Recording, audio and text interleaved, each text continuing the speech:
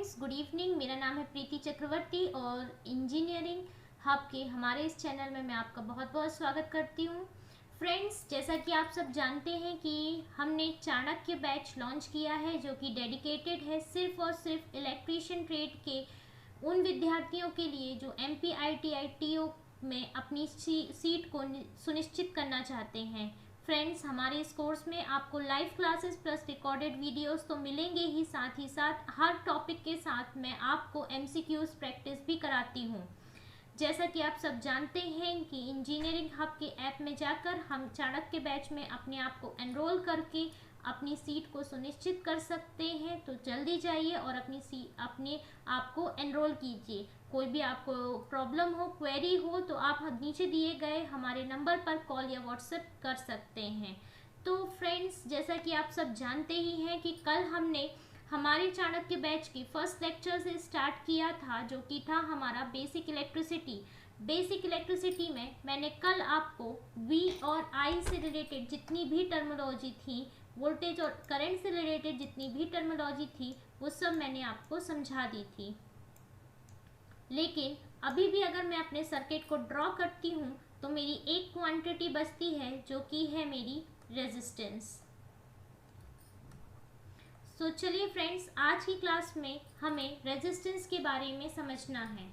So friends, अगर मैं resistance की डेफिनेशन देखती हूँ तो रेजिस्टेंस यह एक पैसिव इलेक्ट्रिकल कंपोनेंट होता है जो किसी सर्किट में हो रहे इलेक्ट्रिक करंट को फ्लो होने से रोकता है। अब आप कहेंगे कि मैम ये किस चीज़ को रोक रहा है, क्यों रोक रहा है, हमें तो कुछ समझ में नहीं आ रहा है। तो चलिए मैं पहले इस वर्ड को जो रेजिस्टेंस है उसे मैं तोड़ देती हूँ। तो रेजिस्टेंस को अगर हम तोड़ते हैं तो यहाँ से एक वर्ड निकल के आता है जिसे हम कहते हैं रेजिस्ट। अब रेजिस्ट का मतलब होता है रोकथाम। क्या होता है रेजिस्ट का मतलब? रोकना।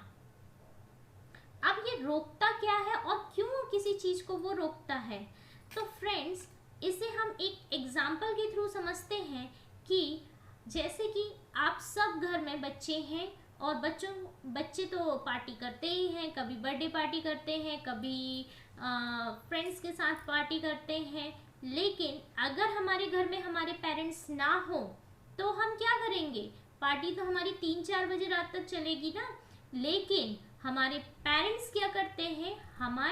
हमें लिमिट करते हैं कि नहीं बच्चा, अगर आपकी पार्टी 11-12 बजे से ज़्यादा एक्सटेंड होती है तो आपको उस पार्टी को रोक कर या बीच में आ जाना है, लेकिन आपको अपनी लिमिट में आना है, बाउंड्री में आना है आपको। सेम चीज़ हमारा सर्किट में हमारा रेजिस्टेंस करता है। फ्रेंड्स, हमारा रेजिस्टेंस क्या करता है कि अगर किसी सर्किट में, जैसे कि अगर ये मेरा सर्किट है और इस सर्किट में जितना करंट मुझे चाहिए उससे ज़्यादा करंट आ रहा है तो रेजिस्टेंस इस करंट को क्या करेगा? रोक देगा कि इससे ज़्यादा करंट हमारे सर्किट को ज़रूरत नहीं है। सो आई होप आप समझ गए होंगे कि रेजिस्टेंस क्या होता है और ये किसे रोकता है।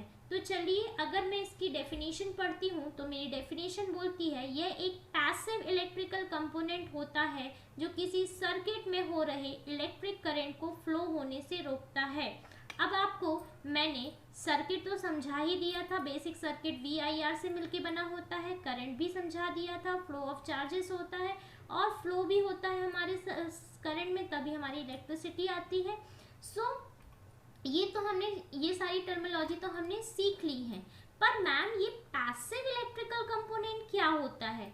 तो देखिए फ्रेंड्स, हमारे किसी भी सर्किट में जो कंपोनेंट्स होते हैं वो दो टाइप के कंपोनेंट्स होते हैं।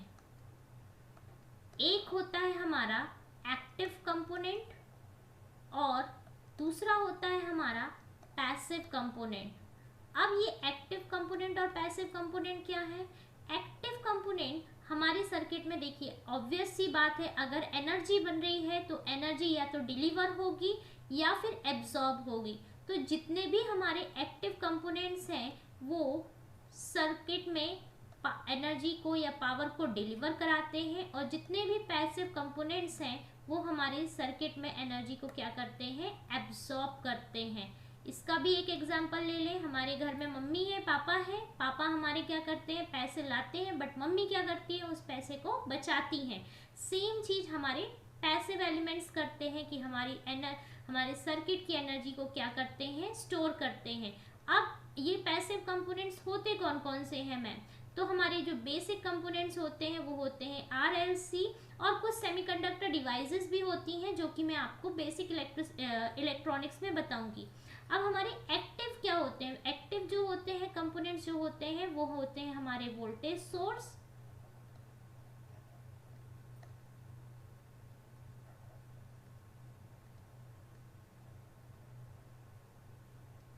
और हमारा करंट सोर्स।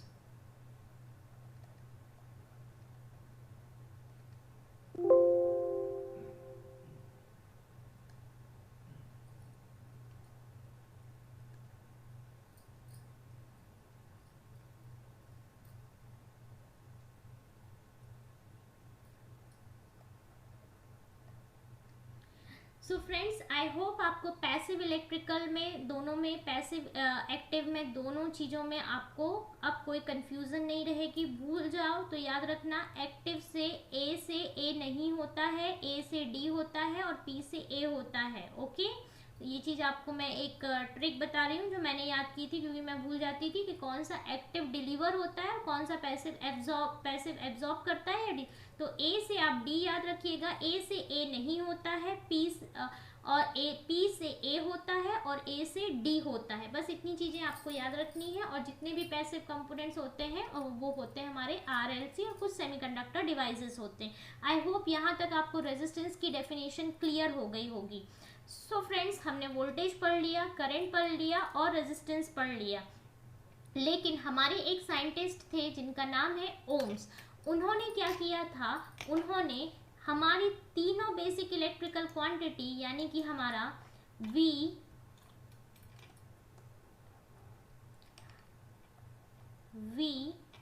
I और R, इन तीनों में क्या किया था, रिलेशन दिया था।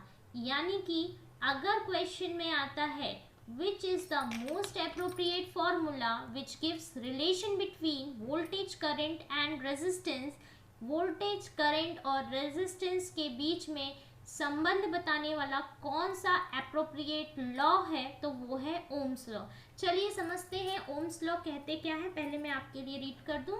Ohm's law states that the voltage across a conductor is directly proportional to the current flowing through it, provided all physical conditions and temperature remain constant. ओम का नियम कहता है कि किसी चालक पर वोल्टेज उसमें प्रवाहित धारा के समानुपाती होता है, बशर्ते कि सभी भौतिक स्थितियां और तापमान स्थिर रहे। अब आप कहेंगे मैम ये क्या बोल दिया, हमें तो कुछ समझ में नहीं आया। तो चलिए बच्चों, मैं आपको इसे एक सरल भाषा में एक्सप्लेन करती हूँ।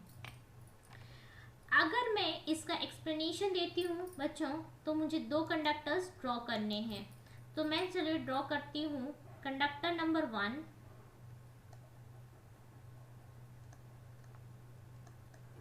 और दूसरा है मेरा कंडक्टर नंबर 2। अब मैं क्या करती हूँ, कंडक्टर नंबर 1 को 3 वोल्ट की सप्लाई से कनेक्ट करती हूँ और कंडक्टर नंबर 2 को मैं 6 वोल्ट की सप्लाई से कनेक्ट करती हूँ। अच्छा, अब मैं आपसे एक छोटा सा बेसिक क्वेश्चन पूछती हूँ कि अगर कोई बच्चा 1 मिनट में 3 पेज लिख रहा है या दूसरा बच्चा 1 मिनट में 6 पेजेस लिख रहा है, तो किसका पोटेंशियल ज़्यादा होगा? ऑब्वियस सी बात है कि जो बच्चा 1 मिनट में 6 पेजेस लिख पा रहा है उसकी स्पीड अच्छी होगी, उसका पोटेंशियल ज़्यादा होगा। सो हमने आपको यही कल समझाया था कि वोल्टेज का मतलब क्या होता है, पोटेंशियल। और ये पोटेंशियल क्या करता है, ये पोटेंशियल हमारे फ्री इलेक्ट्रॉन्स को क्या करता है, फ्री इलेक्ट्रॉन्स को तो बहने में मदद करता है। और आपको ये भी बहुत अच्छे से पता है कि सिर्फ वही इलेक्ट्रॉन्स करंट को फ्लो करा पाते हैं जो कि बहते हैं। सो अगर ये 3 वोल्ट की सप्लाई है तो ये थोड़ा कम करंट ड्रॉ करवाएगी क्योंकि इसका पोटेंशियल कम है। तो अगर ये 0.5 वोल्ट की सप्लाई 0.5 एम्पेयर की करंट को ड्रॉ करा रही है, तो ऑब्वियस सी बात है कि ये वाला सर्किट उससे तो ज़्यादा ही, यानी कि 1 एम्पेयर मैं डबल कर देती हूँ क्योंकि मैंने यहाँ वोल्टेज डबल किया था। वैसे तो वो आर पे डिपेंड करता है, बट हमने एक एग्जाम्पल के तौर पे लिया है कि जिसकी सप्लाई ज़्यादा है वो तो करंट को ज़्यादा ड्रॉ कराएगा। सो इस रेजिस्टेंस से हमारा जो स्टेटमेंट कह रहा था कि वोल्टेज जो होता है वो डायरेक्टली प्रोपोर्शनल होता है करंट के। इसका मतलब कि अगर मैं V को बढ़ाती हूँ तो मेरा I भी जो होगा वो बढ़ेगा। प्रोपोर्शनैलिटी का मतलब समानुपाती होता है, और समानुपाती का मतलब किसी भी चीज को बढ़ाने से दूसरी चीज जो होती है वो बढ़ती है, और किसी दूसरी चीज को घटाने से दूसरी चीज जो होती है वो घटती है। आई होप आपको यहाँ पे क्लियर होगा। प्रोपोर्शनैलिटी का मतलब कि अगर मैं V को बढ़ाती हूँ तो I भी मेरा बढ़ेगा, और अगर मैं V को घटाती हूँ तो मेरा I भी घटेगा। सो यहाँ पे हमारा ये एग्जाम्पल इस चीज को क्या कर रहा है, जस्टिफाई कर रहा है कि जब V कम था करंट भी हमें कम मिला, और जब हमारा V ज़्यादा था तो हमारा I भी ज़्यादा मिला। इसे जब मैं फॉर्मूला ड्रॉ कर लूँगी फिर मैं आपको एक एग्जाम्पल के तौर पे समझाऊंगी भी। चलिए अब आगे बढ़ते हैं। जब हम प्रोपोर्शनैलिटी को हटाते हैं, इक्वल टू साइन से जब हम रिप्लेस करते हैं तो इसे एक कांस्टेंट के साथ रिप्लेस किया जाता है। तो V और I को तो मैं ऐसे लिख देती हूँ। अब इस सर्किट में जो तीसरी क्वांटिटी है वही तो हमारा कांस्टेंट है, और वो क्या है हमारा R। सो इस प्रोपोर्शनैलिटी को जिस कांस्टेंट के साथ रिप्लेस करना है वो है हमारा R। सो हमारा फर्स्ट ओम्स लॉ का फॉर्मूला बनता है V के रिस्पेक्ट में V is equals to RI। ठीक है। सेकेंड, अगर मैं इसको R के रिस्पेक्ट में ड्रॉ करना चाहूँ तो R is equals to V upon I बनेगा। और अगर मैं थर्ड बनाऊँ तो आप क्या हो जाएगा, मेरा I इज इक्वल्स टू क्या हो जाएगा, V अपॉन R हो जाएगा। ओके मैडम, हम तो ये तीनों फॉर्मूले समझ गए। लेकिन अब इसमें एक चीज बहुत इंपॉर्टेंट है फ्रेंड्स, कि हमने डेफिनेशन में पढ़ा था कि जितनी भी फिजिकल कंडीशंस होंगी और टेम्परेचर होगा वो हमारा क्या होना चाहिए, कांस्टेंट होना चाहिए। क्यों कांस्टेंट होना चाहिए? देखिए, अगर मैं कोई फिजिकल चेंजेस कर देती हूँ तब तो डेफिनेट सी बात है कि मेरे करंट में क्या होगा, चेंजेस होंगे। अगर मैं वोल्टेज सप्लाई को बढ़ाती हूँ या घटाती हूँ, अगर मेरा टेम्परेचर बढ़ जाता है तो भी हमारा क्या होगा, करंट में चेंजेस होंगे। सो इन चीज़ों को क्या करना पड़ेगा, हमें कांस्टेंट करना पड़ेगा, और यही आपकी परफेक्ट डेफिनेशन बनती है। सो फ्रेंड्स, आपको ये तीन फॉर्मूले तो मोस्ट इम्पॉर्टेंट मैं दे ही रही हूँ, लेकिन साथ में आपको ये भी याद रखना है कि under all physical conditions and temperature remain constant. जितनी भी भौतिक स्थितियां रहेंगी और जितना भी करंट फ्लो होगा वो कैसा होना चाहिए, कांस्टेंट होना चाहिए। सो जितना भी टेम्परेचर होना चाहिए वो कैसा होना चाहिए, कांस्टेंट, मतलब उसमें कोई चेंज नहीं। तभी हम इस रूल को क्या कर सकते हैं, लागू कर सकते हैं। चलिए फ्रेंड्स, आई होप आपको यहाँ तक जो है वो समझ में आ गया होगा, साथ ही आपको रूल भी समझ में आ गया होगा, लॉ भी समझ में आ गया होगा। देखिए, ये V R I तीनों के रिस्पेक्ट में ये क्या कर रहा है, हमारा रिलेशन दे रहा है। V जब हम निकाल रहे हैं तो R I के साथ रिलेशन दे रहा है, R जब निकाल रहे हैं तो V I के साथ, I को निकाल रहे हैं तो V अपॉन R के साथ। सो फ्रेंड्स, अगर मैं इसका ग्राफ ड्रॉ करती हूँ तो मेरा ग्राफ भी कुछ ऐसे ही बनेगा। ये है अगर मेरा V, ये है मेरा I, तो जो हमारा R होगा वो हमारा कैसा रहेगा, कांस्टेंट रहेगा। एक बार और ड्रॉ कर दूं मैं, से रफ करते हैं हम। ओके,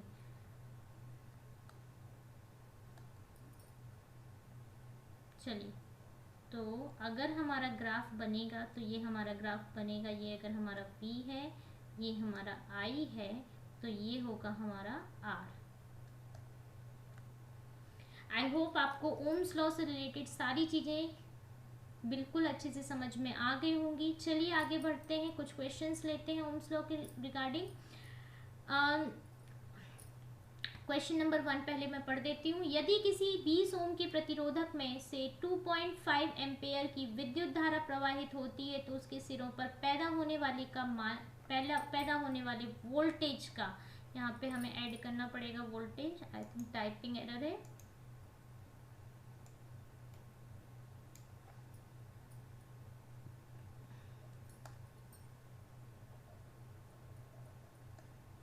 वोल्टेज का मान ज्ञात कीजिए। इसका मतलब अगर फ्रेंड्स देखिए, जब भी आप किसी भी क्वेश्चन को पढ़ेंगे तो सबसे पहले आपको क्या करना पड़ेगा कि उस क्वेश्चन को एक बार रीड कीजिए, हो सके तो 2 बार रीड कीजिए और उसमें दी हुई क्वांटिटीज को पहचानिए। सो फ्रेंड्स, जैसे कि मुझे यहाँ पे 20 ओम का प्रतिरोधक दिख रहा है, 2.5 एम्पेयर की विद्युत धारा दिख रही है और मुझे वोल्टेज निकालना है। अगर मैं इसे लिख लूँ, V को हमें निकालना है, I मुझे 2.5 एम्पेयर दिया हुआ है और R मेरा 20 ओम है। फ्रेंड्स, समझ में आ गया? हमें V दिया है, I दिया है, R। अब झट से हमारा काम हो जाएगा क्योंकि इन तीनों के लिए तो हमने रिलेशन पढ़ा है। V इज इक्वल्स टू क्या होता है, I R। I कितना है, 2.5 एम्पेयर है और R कितना है, 20 ओम है। सो अगर मैं दोनों को मल्टीप्लाई करती हूँ तो कितना आ जाएगा, 50 वोल्ट्स। सो ये मेरा आंसर आ गया।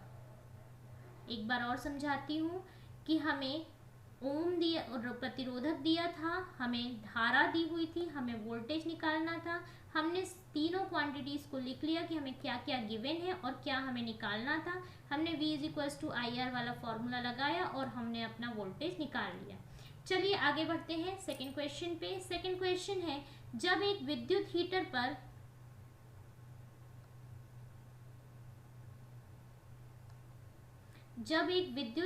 की 230 वोल्ट्स मेन सप्लाई से संयोजित किया जाता है तो 7.5 एम्पेयर विद्युत धारा लेता है, उसका एलिमेंट का प्रतिरोध कितना होगा। इस क्वेश्चन को पहले मैं समझा दूं जो इंग्लिश मीडियम वाले हैं उनको, कि if we connected electric heater with 230 volts main supply, so it draws 7.5 ampere current. What is the resistance of that element. अगर एक हमारे पास क्या है, हीटर है और इस हीटर की जो हमारी सप्लाई है वो है 230 वोल्ट्स।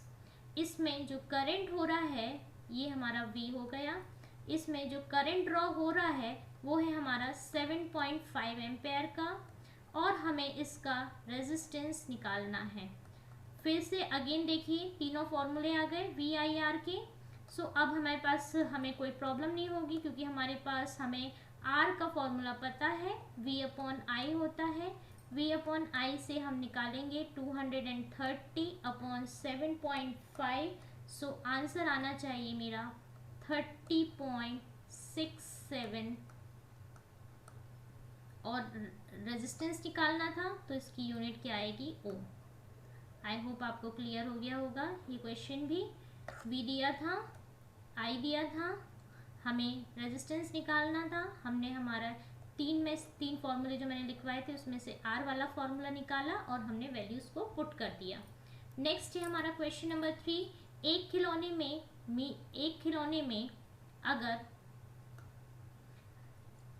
खिलौने की मोटर 6 वोल्ट्स बैटरी की है, यानी कि if a toy has 6 volts of battery and it has the resistance of 4.5 ohm, यदि मोटर का प्रतिरोध 4.5 ohm हो, so what is the current of that toy, यानी कि मोटर द्वारा ली जाने वाली विद्युत धारा का मान ज्ञात कीजिए। एक खिलौने की मोटर 6 वोल्ट्स बैटरी की है, उसका प्रतिरोध 4.5 ओम का है, विद्युत धारा हमें निकालना है, I हमें निकालना है, वोल्टेज हमें दिया है 6 वोल्ट्स, R हमें दिया है 4.5 ओम। फ्रेंड्स, एक बार क्वेश्चन को अगर आप पढ़ते हैं और उसकी बेसिक क्वांटिटी निकाल लेते हैं, आपका दिमाग, अगर आपने प्रैक्टिस की हुई है न्यूमेरिकल्स की, तो आपका दिमाग ऑटोमेटिकली चलेगा कि मैम क्वेश्चन में क्या आना है, हमें कौन सा फॉर्मूला लगाना है। सो I इज इक्वल्स टू क्या होता है फ्रेंड्स, V/R। वैल्यूज को हम रखेंगे 6/4.5 and the answer is 1.3 ampere.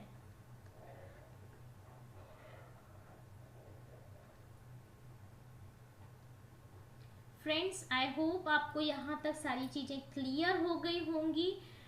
सो मिलते हैं ओम्स लॉ से रिलेटेड, रेजिस्टेंस से रिलेटेड जो भी क्वेरीज, जो भी आपकी दिक्कत थी वो अब आपको इस वीडियो के देखने से आपको क्लियर हो गई होगी। बेसिक इलेक्ट्रिसिटी के पार्ट 3 के साथ जल्दी मिलते हैं। और अगर आपको वीडियो पसंद आया हो तो लाइक, शेयर एंड सब्सक्राइब कीजिए। और अगर कोई भी क्वेरी हो तो आप कमेंट बॉक्स में पूछ सकते हैं। और हमारे कोर्स को जल्दी से जल्दी एनरोल कीजिए, क्योंकि अगर आप एनरोल नहीं करेंगे तो आप बहुत पीछे रह जाएंगे। Thank you, have a nice day.